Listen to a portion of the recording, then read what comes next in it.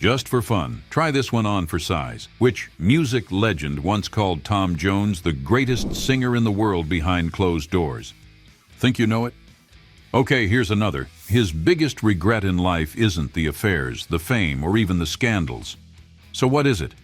Let me know what you think down below. I'll circle back with the truth in a minute. But before we get to the answers, welcome to The Versed Music Legends. I'm Dick Carlson. Stay tuned, because ahead we'll uncover the velvet prison that nearly broke him, and the one place he kept returning to long after the world knew his name. But to truly understand Tom Jones, the man behind the roar, we need to go back to where it all began, because his early years hold pivotal moments you'll never believe. 1940s Britain. Treforest, a mining town nestled in the green valleys of South Wales, blanketed in coal smoke and chapel hymns. That's where Thomas John Woodward was born, in a terraced house with no indoor bathroom, no car, and no expectation that his voice would ever echo beyond those soot-stained streets.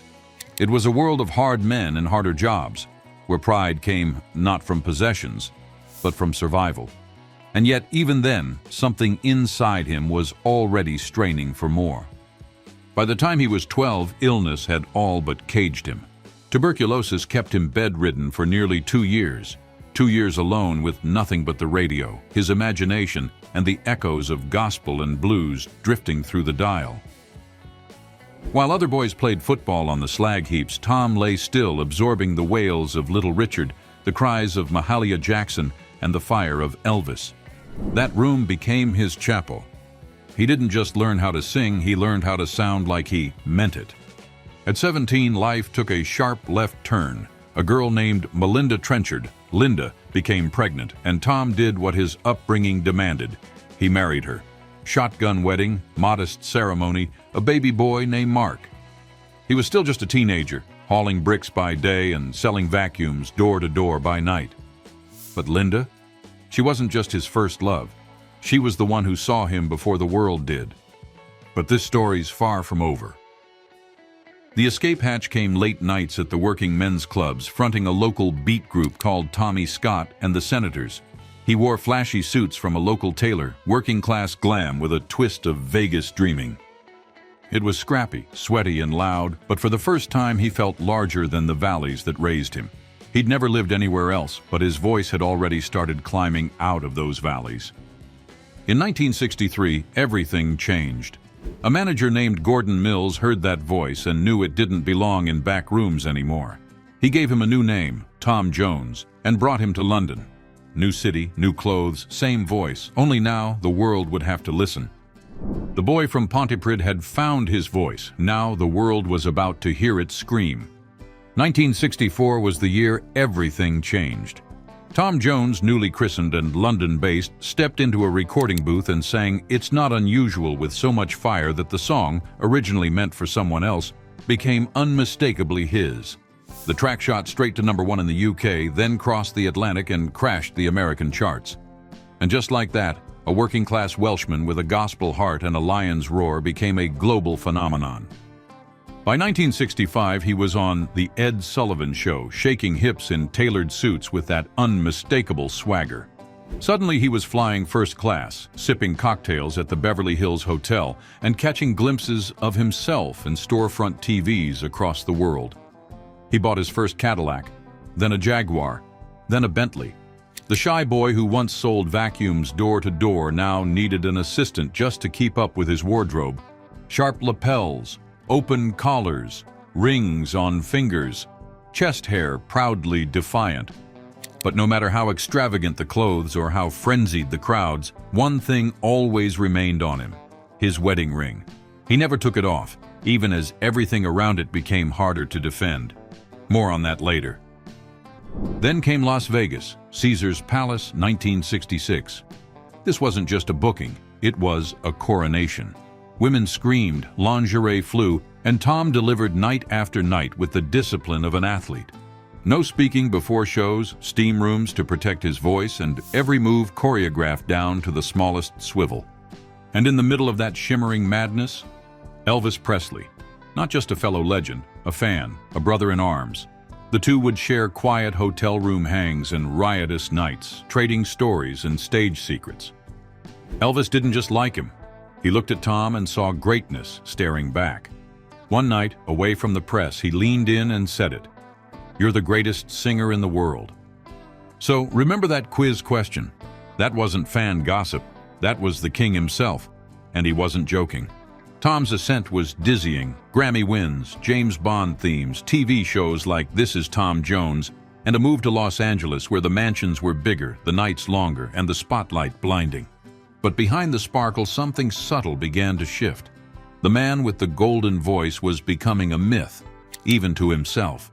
He'd climbed higher than anyone imagined, but altitude has its own cost. By the early 1970s, Tom Jones wasn't just famous, he was inescapable. His variety show, This Is Tom Jones, aired in both the US and UK, pulling in millions of viewers weekly.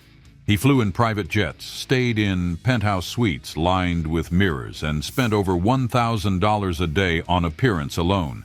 Hair, wardrobe, jewelry, cologne. Every corner of his life gleamed. Everything was gold, the clothes, the rooms, the attention. And yet Tom would later call it a velvet prison. The more he had, the less he felt. He was adored by the world and utterly adrift inside it. He still wore his wedding ring, always, even when the headlines screamed about affairs, even when he was photographed with Miss World or spotted at parties that made tabloid editors giddy. He never took the ring off, even as everything around it became harder to defend. She was still his wife, but fame had become the third person in the marriage. Linda stayed in the UK, raising their son and keeping a quiet home. Tom, meanwhile, lived out of suitcases and spotlight. What hurt most wasn't just the distance, it was the distortion. By 1974, he'd become a punchline in the culture that once celebrated him. Impersonators mimicked the thrusts, the growls, the accent. Everyone could mimic his voice, but few understood what was buried inside it. He was everywhere and nowhere at once. And in the shadows of that stage, Elvis's ghost loomed large. Tom once watched him from the wings, glittering, lonely, loved to death. Now he could feel the same walls closing in. The comparisons that once thrilled him began to sting. The overexposure, the image trap, the slow unraveling behind the glitz. The irony? He was still singing better than almost anyone alive. But the myth had started to swallow the man. Everything the spotlight gave him was about to be stripped away, and what remained would finally show who he really was. By the early 1980s, the lights dimmed, not suddenly, but like a curtain falling in slow motion. MTV, synthpop, and a hunger for new sounds pushed Tom's once unshakable presence into the background. The residencies got quieter, the headlines faded. He still wore sharp suits and lived in his sprawling LA home, but the phone rang less. He wasn't crashing through culture anymore. He was drifting outside it. And then, something unexpected. He started going home. Not just in spirit, in body. In 1986, he quietly returned to Pontypridd. No press, no fanfare. Just a man in black standing outside the terraced house where he once listened to gospel on the radio while battling tuberculosis. He went back to where it began, but this time, not to escape, to remember. A year later, Gordon Mills, the manager who made Tom Jones a global brand, died. For better or worse, the man who built the myth was gone, and with that came freedom. Through the 90s, Tom began loosening the grip of the caricature. First came the Kiss cover with Art of Noise, slick, unexpected, magnetic. Then Reload in 1999, a triumphant collection of duets with artists half his age. The world took notice, not as a novelty, as a peer. Respect returned. But in 2010, something deeper happened. He stripped it all away and released Praise and Blame, a raw, gospel-drenched confession that critics hailed as his best work in decades. This wasn't reinvention. This was resurrection. That chapel-born voice, buried under decades of glitter and innuendo, had finally come home. He wasn't trying to seduce anymore. He was telling the truth. Then came the loss that cracked the myth forever. In 2016, Linda died of cancer, the girl he married at 17. the one who saw him before the world did. And suddenly, all that noise, all those stages, they collapsed into silence. He didn't regret the fame, he regretted what it cost and who he couldn't protect when it mattered. That ring he wore through every performance. Now it just reminded him of the woman he couldn't get back. His deepest regret isn't what you think. Not the affairs, not the chaos. It's that he wasn't there enough when she needed him most. He nearly quit music. But slowly, gently, the voice returned. Not to dazzle, but to grieve. He sat more on stage now, spoke softly between songs. Joined The Voice UK not for attention, but to nurture. He was no longer performing at the world, he was singing through it. He lost the person who knew him best, and in that silence the truth of his legacy began to rise. In 2021, at 80 years old, Tom Jones became the oldest male artist to top the UK album charts with Surrounded by Time. No glitz, no hip thrusts. Just a black suit, a stripped back stage, and that voice, weathered now, but deeper than ever. The man once buried under satin and sex appeal now stands still, tells stories, and lets silence breathe between the notes. He splits his time between a modest flat in London and the valleys of Wales. No mansions, no entourage. When he visits Pontypridd, that same coal-dusted town where it all began, he walks familiar streets like they still carry his footsteps. He may have performed for millions, but his story always came back to one little town in South Wales. He wears his wedding ring still, quietly, without commentary.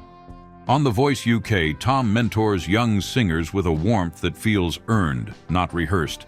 He offers encouragement instead of critique, always with a story, usually one where he's the punchline.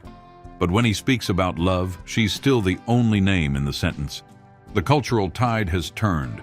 The man once mocked for being too much is now revered for being real. Adele calls him a god. Sam Smith says he taught them how to feel a lyric. What used to be knickers on stage is now standing ovations from artists who grew up with his records as gospel. He calls fame a tool, not a truth. He reads poetry, drinks tea, sings less to perform, more to witness. And when he steps up to the mic, no dancers, no fire, the room still hushes. The same voice, quieter now, but never softer. Tom Jones, a voice that survived fame, outlived parody, and somehow got deeper with time. What part of his journey hit you hardest, or left you conflicted? Let us know below. And if his story moved you, subscribe and stay a while. There's another legend waiting for you just one video away.